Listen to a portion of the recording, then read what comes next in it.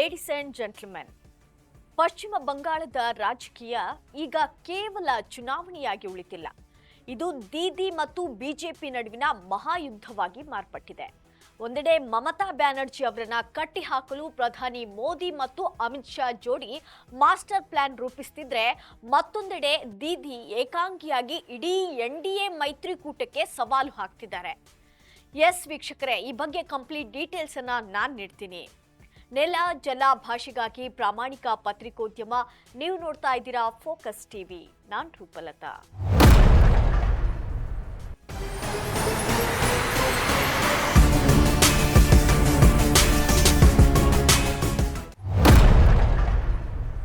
ಬಂಗಾಳದ ಚುನಾವಣಾ ರ್ಯಾಲಿಯಲ್ಲಿ ಮಾತನಾಡಿದಂತ ಕೇಂದ್ರ ಗೃಹ ಸಚಿವ ಅಮಿತ್ ಶಾ ಮಮತಾ ಬ್ಯಾನರ್ಜಿ ಸರ್ಕಾರದ ವಿರುದ್ಧ ನೇರ ವಾಗ್ದಾಳಿ ನಡೆಸಿದ್ದಾರೆ. ಕಾಂಗ್ರೆಸ್ ಮತ್ತು ಟಿಎಂಸಿ ಪಕ್ಷಗಳು ಸುಮಾರು 550 ವರ್ಷಗಳ ಕಾಲ ರಾಮನನ್ನ ಟೆಂಟ್ನಲ್ಲಿ ಇರಿಸಿದ್ದವು.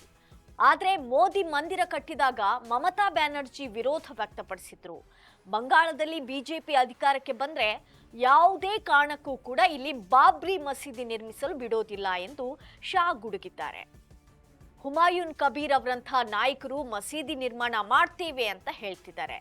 ಅದಕ್ಕೆ ಬ್ರೇಕ್ ಹಾಕೋದೇ ನಮ್ಮ ಗುರಿ ಅಂತ ಶಾ ಗುಡುಗಿದ್ದಾರೆ. ಅಮಿತ್ ಶಾ ಅವರ ಈ ಆಕ್ರಮಣಕಾರಿ ಹೇಳಿಕೆಗೆ ಮಮತಾ ಬ್ಯಾನರ್ಜಿ ಅಷ್ಟೇ ಖಡಕ್ ಆಗಿ ಉತ್ತರ ನೀಡಿದ್ದಾರೆ.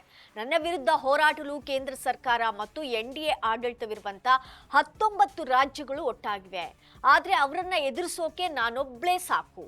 ಸಾಮಾನ್ಯ ಜನರ ಆಶೀರ್ವಾದ ಇರುವವರೆಗೆ ನಾನು ಯಾವುದಕ್ಕೂ ಕೂಡ ಹೆದರೋದಿಲ್ಲ ಅಂತ ಹೇಳಿದ್ದಾರೆ.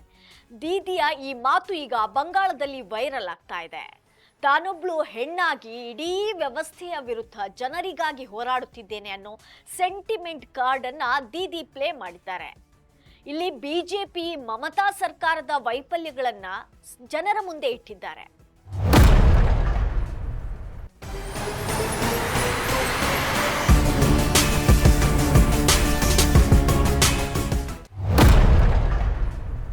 ಬಂಗಾಳದ ಮಗಳು ಅನ್ನೋ ಭಾವನಾತ್ಮಕ ವಿಚಾರದ ಮೂಲಕ ದೀದಿ ಜನರನ್ನ ಸೆಳೆಯೋ ಪ್ರಯತ್ನ ಮಾಡ್ತಿದ್ದಾರೆ. ಸೊ ಇಲ್ಲಿ ಅಮಿತ್ ಶಾ ಸ್ಪೀಚ್ ಗೆಲ್ಲುತ್ತಾ ಅಥವಾ ದೀದಿ ಸೆಂಟಿಮೆಂಟ್ ಗೆಲ್ಲುತ್ತಾ ಅನ್ನೋದನ್ನ ಕಾದು ನೋಡಬೇಕಾಗಿದೆ. ಇದು ಈ ಕ್ಷಣದ ಸುದ್ದಿ. ನೆಲ ಜಲ ಭಾಷೆಗಾಗಿ ಪ್ರಾಮಾಣಿಕ ಪತ್ರಿಕೋದ್ಯಮ. ನೋಡ್ತಾ ಇರಿ ಫೋಕಸ್ ಟಿವಿ.